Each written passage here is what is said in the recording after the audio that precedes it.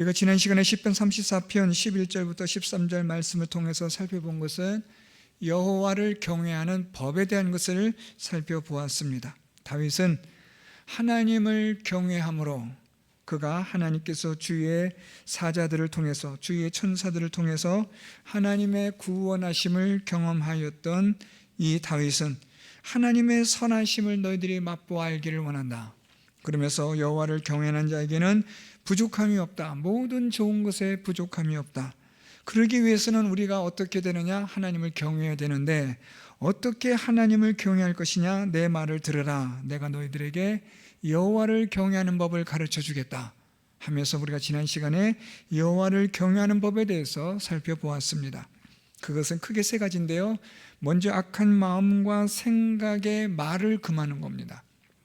말을 금하는데 어떤 말이냐면 악한 마음에 그런 나온 데서 오는 말, 악한 생각에서부터 나오는 말, 이런 것을 금하라.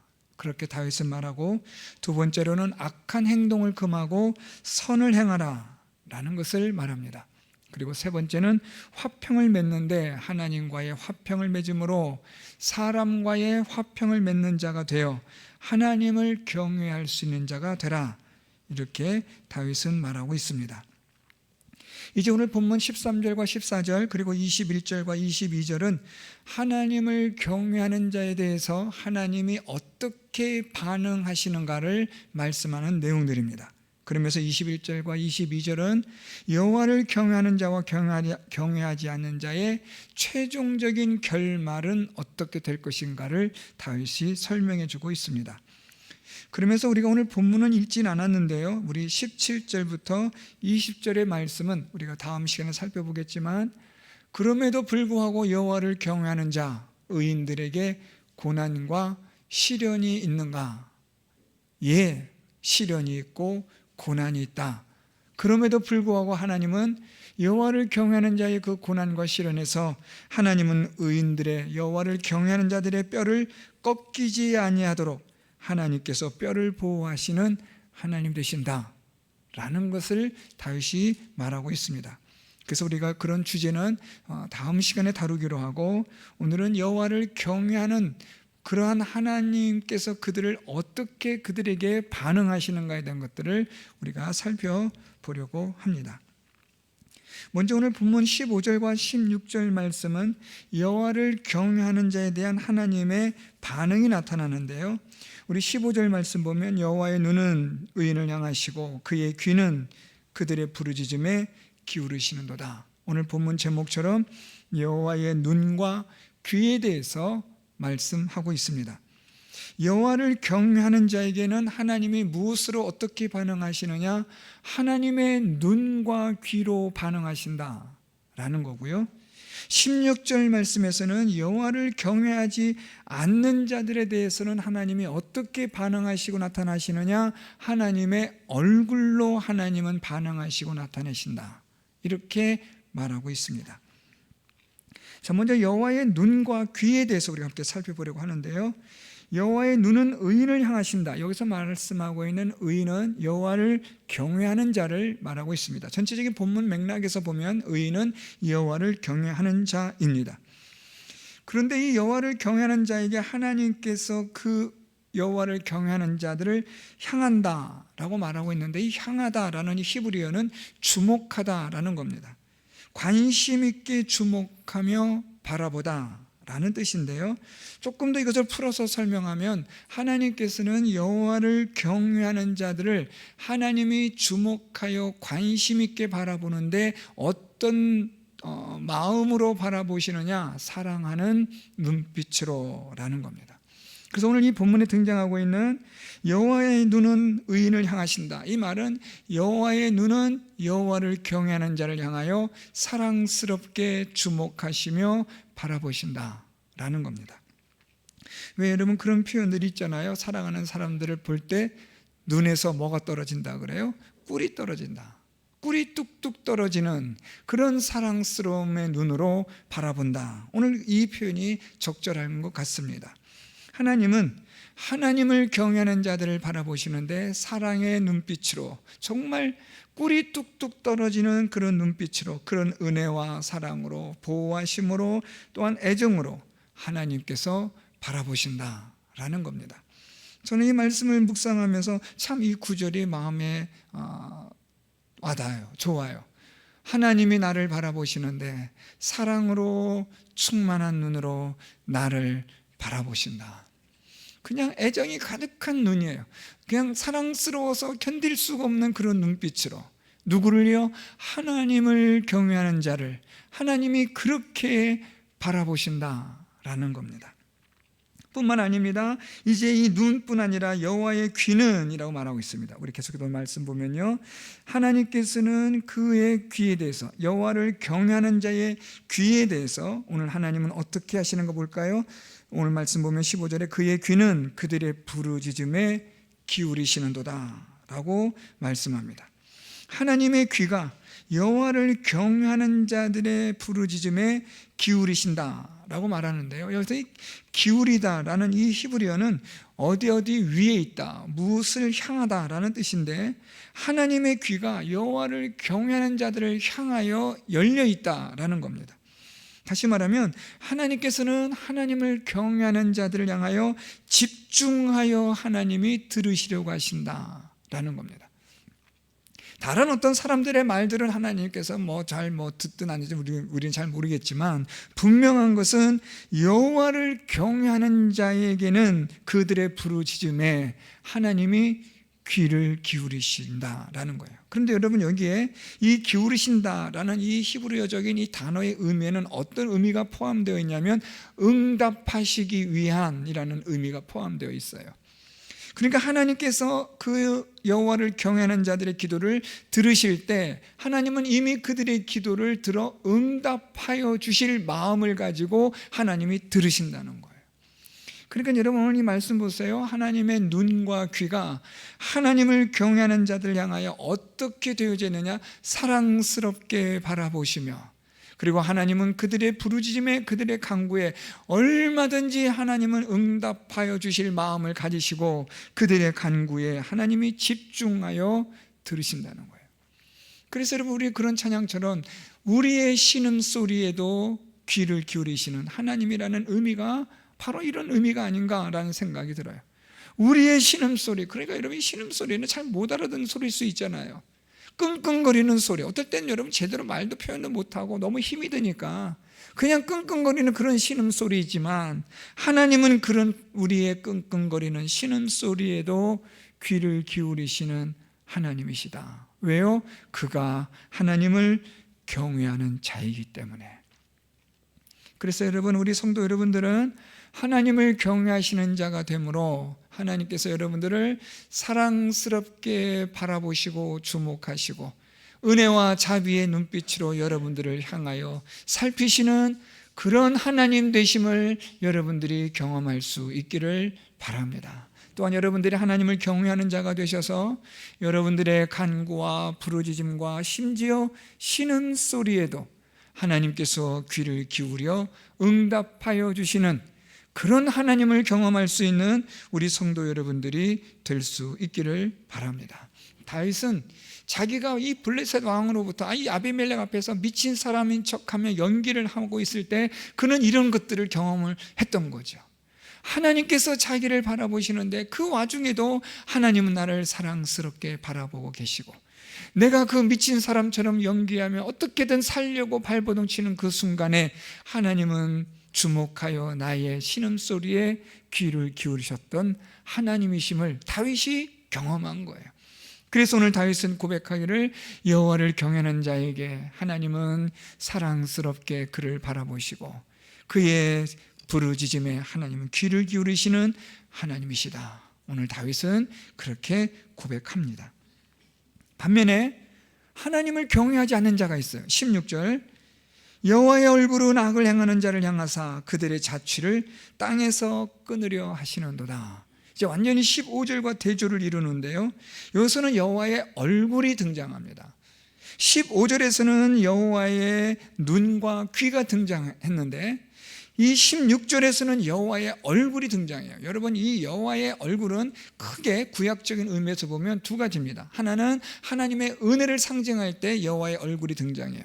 두 번째는 하나님의 진노와 심판을 상징할 때 사용됩니다. 오늘 본문에서는 하나님의 진노와 심판을 상징하는 표현으로 사용되고 있습니다. 그러니까 오늘 이 16절은 여호와의 진노의 심판은 이렇게 읽으시면 됩니다. 여호와의 진노의 심판은 악을 행하는 자를 향하사 그들의 자취를 땅에서 끊으려 하시는도다 라고 말합니다. 오늘 이 하나님의 이 진노와 심판, 조금 더 설명하면 하나님의 공의와 정의에 따른 하나님의 진노의 심판이 됩니다. 하나님의 공의와 정의에 따르는 하나님의 이 진노의 심판은 누구에게 행하느냐? 악을 행하는 자에게 있다라는 겁니다. 이 악을 행한다라는 이 히브리어가 좀 중요합니다. 이 악을 행한다라는 말은 어쩌다가 우리가 실수해서 불식간에 하는 그런 죄를 말하는 게 아닙니다.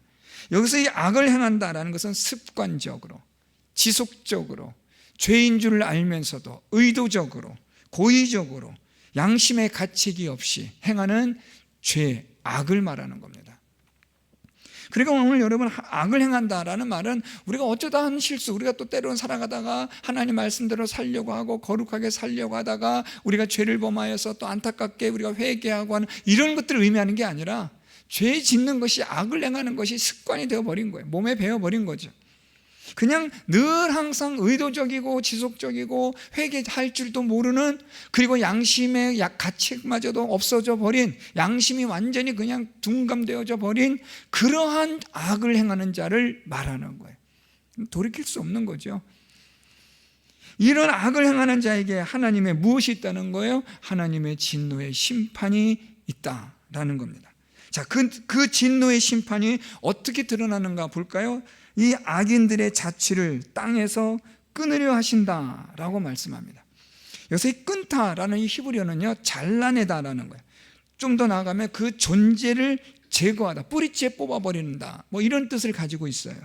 하나님께서 하나님을 경외하지 않는 자들, 즉 의도적이고 지속적이고 습관적으로, 그래서 악을 행함에도 불구하고 양심의 어떤 가책도 느끼지 못한 화인 맞은 양심을 가진 자들에 대한 하나님의 심판은 그들을 잘라내고 멸하고 그들의 존재를 철저히 하나님께서 제거하실 것이다 라는 것을 오늘 다윗이 말하고 있는 겁니다. 그렇기 때문에 오늘 다윗의 강조점은 어디 있냐면 오늘 이 16절에 악을 행하는 자에게 있는 게 아닙니다.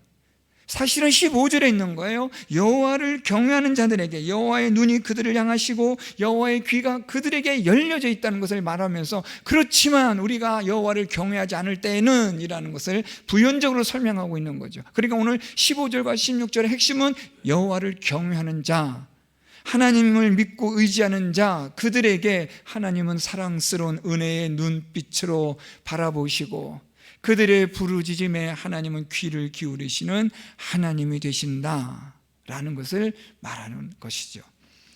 이젠 21절과 22절로 내려오면 어떻게 보면 오늘 시편 34편의 최종적인 결론이라고도 말씀드릴 수 있는데요. 자, 그렇다면 여호와를 경외하는 자와 경외하지 않는 자의 결말은, 최종적인 결말은 무엇이냐라는 것을 이제 마무리하고 있는 겁니다.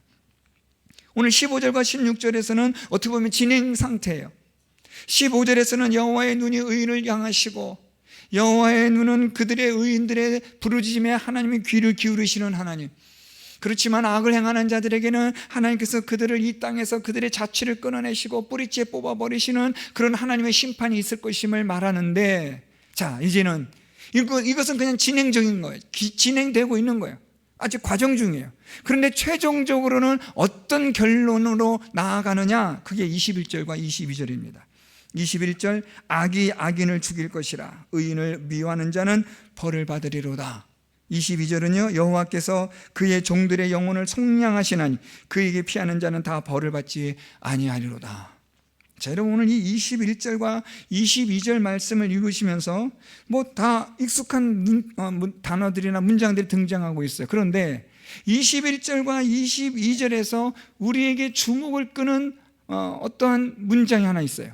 그게 무엇이냐면 공통되게 반복되면서 대조를 이루는 건데, 그게 바로 21절과 22절 하반절에 있는 건데, 벌을 받으리로다와 벌을 받지 아니하리로다라는 거예요. 이게 중요합니다. 결국 여호와를 경외하는 자와 여호와를 경외하지 않는 자의 최종적인 결론이 무엇이냐, 결말이 무엇이냐라고 한다면 그것은 벌을 받음과 벌을 받지 않음이라고 해도 과언이 아닌 겁니다. 그러니까 이건 중요한 거예요. 잘 보셔야 됩니다. 자, 여호와를 경외하는 자에 대해서 오늘 결론을 말하고 있는데, 먼저 여호와를 경외하지 않는 자부터 말해요. 자, 21절에 악이 악인을 죽일 것이라. 참 기가 막힌 다윗의 표현이에요. 악으로 악을 행하는 자가 망할 것이다 라는 뜻인데요. 직역하면 악으로 악을 행하는 자 망한다. 그 악이 이 악을 행하는 자에게 사망에 이르게 한다는 건데, 이것을 조금 우리가 신약적 표현으로 바꿔 말하면 죄의 삭은 뭐라고요? 사망이에요. 결국 악으로 인하여, 죄로 인하여 어디에 이르게 되느냐? 사망에 이르게 된다는 것을 말하고 있는 거예요. 자, 그런데 오늘 여기서 말하고 있는 이 악을 조금 더 구체적으로 설명해 주고 있는 것이 21절에 등장하고 있는데요. 악이 악인을 죽일 것이라. 자, 그러면서 그 악은 어떤 악이냐? 의인을 미워하는 자는 벌을 받으리로다 라는 거예요. 자, 의인을 미워한다 라는 거예요. 이것을 조금 우리가 오늘 이 본문 전체적인 정황에 비춰본다면 이 의인은 누구라 그랬어요? 여호와를 경외하는 자. 자, 그러면 여호와를 경외하는 자를 미워하는 자는 벌을 받는다라는 건데요. 여호와를 경외하는 자를 미워한다라는 말은 적대한다, 대적한다, 회방한다, 뭐 이런 뜻을 가지고 있어요. 그런데 이것은 지속적으로 대적하고 적대하고 회방하는 거예요. 한두 번이 아니라 계속해서 끊임없이 하나님을 믿고 의지하며 경건하게 살려고 하는 자들을 대적하고 회방하는 것을 말하는 거예요. 이것을 한 걸음 더 나아가면 무엇을 대적하고 회방하느냐? 하나님의 공의와 정의를 대적하고 회방하는 거예요. 왜냐하면 경건한 자들은 누구예요? 하나님의 공의와 정의를 행하려는 자들이거든요.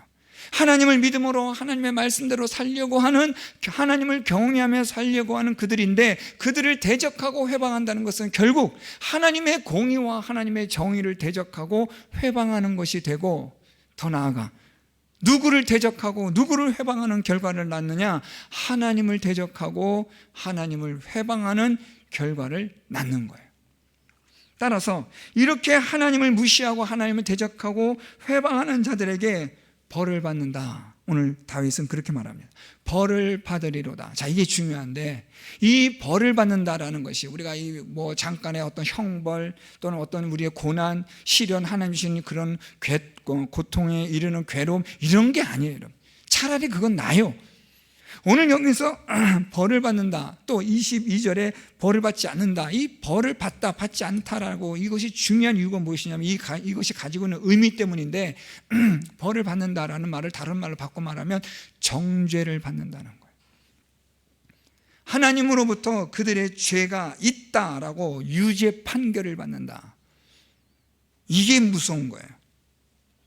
하나님으로부터 정죄를 받는 순간 우리는 그 죄로부터 벗어날 수가 없어요. 하나님께서 너는 죄가 있다, 너는 죄인이다라고 하나님께서 이것을 최종적으로 결론을 내리시면 우리는 그 죄의 삭스로 사망에 이르는 거예요. 그래서 오늘 이 다윗은 말하기를, 하나님을 경외하는 자를, 의로운 자들을, 그들을 대적하고 회방하여 하나님의 공의와 정의를 대적하고 회방하고, 더 나아가 하나님을 무시하고 하나님을 의식하지도 않고 하나님에 대한 대적과 회방을 거리낌 없이 행하는 자들, 그들에 대하여 하나님은 그들의 죄를 정죄하실 것이다. 이건 바꿀 수 있는 방법이 없어요. 하나님께서 아직 심판을 내리시고 우리에게 이 인생을 살아가는 가운데 돌아올 수 있는 기회를 줄 때는 아직은 괜찮지만, 마침내 정죄를 받게 되는 순간 이것은 방법이 없는 거예요. 오늘 이 다윗은 하나님으로부터 정죄를 받는 일, 그게 무엇이냐면 다름 아니라 그는 곧 의인을 미워하는 자, 하나님을 경외하는 자를 대적하고 회방하는 자, 하나님의 공의와 정의를 대적하고 회방하는 자. 여러분, 하나님의 공의와 정의를 대적하고 회방한다는 게 뭘까요? 하나님의 말씀대로 살아가지 않는 거죠. 하나님의 말씀에 대해서 고민하지 않는 거예요. 여러분, 우리가 어떻게 하나님 말씀대로 100% 다 살아갈 수 있겠어요? 때로는 말씀대로 못 삽니다. 예, 맞아요. 완벽하게 살 수 없어요. 그럼에도 불구하고 우리는 하나님의 말씀대로 살려고 하는 고민과 그것으로 인한 괴로움이 우리에게 있어야 한다는 거예요. 하나님도 우리가 완벽하지 않은 거 아세요? 부족함을 아십니다. 그럼에도 불구하고 하나님은 우리에게 요구하시는 것이 무엇이냐면, 그럼에도 불구하고 하나님 앞에서 경건한 자로, 완전한 자로 세워지도록 애쓰는 것을, 힘쓰는 것을 하나님이 요구하시는 거죠. 좁은 문으로 들어가길 힘쓰고 좁은 길로 가도록 하나님은 우리가 애쓰는 것을 하나님이 원하신다는 거예요. 그게 바로 여호와를 경외하는 자, 하나님을 경외하는 자인데, 이제 22절에 이제 어떻게 보면 마지막 결론이 나오는 겁니다. 그렇다면 벌을 받지 않는 자가 누구냐, 정죄를 받지 않는 자가 누구냐라는 거예요. 22절, 여호와께서는 그의 종들의 영혼을 속량하시나니. 참 기가 막힌 구속론적 하나님의 말씀이 등장하는 거예요. 여호와께서 그의 종들, 그의 종들이 누굴까요, 여러분? 오늘 본문에서 등장하는 의인들. 누구요? 여호와를 경외하는 자들. 하나님은 그들의 영혼을 하나님이 어떻게 하신대요? 속량하신다. 이게 중요합니다. 속량하여 주심. 여러분, 이 속량이라는 것은 하나님께서 그 죄를 용서해 주신다는 거예요. 하나님의 죄를 용서함 받는 자라는 거예요. 어떻게 하나님의 죄를 용서받을 수 있나요? 하나님을 믿고 의지함으로, 여호와를 경외함으로 하나님은 여호와의 종들의 영혼을 속량하여 주시는 거죠. 사실 여러분, 우리는 이 악인이나 오늘 본문에 등장하는 이 악인이나 여호와를 경외하는 자는 사실 우리가 대단한 게 아니에요, 여러분. 악인들이나 우리들이나 별 큰 차이가 없어요. 우리도 악을 행하였잖아요. 우리는 때로 악한 말도 하잖아요. 악한 의도를 가진 생각을 가지고 말도 하고 악한 행동을 하기도 하잖아요, 여러분. 그러면서 본다면 여러분, 악한 자와 우리가 뭐가 다르겠습니까? 그런데 오늘 말씀 무엇이냐면, 그의 종들의 영혼을 하나님이 속량하신다. 하나님을 믿고 의지하여 여호와를 경외하는 자들을 하나님께서 그들의 죄를 용서해 주신다는 거예요. 믿음으로 하나님 앞에 용서함을 받은 자들, 그들은 어떻다는 거예요? 벌을 받지 않는다는 거예요.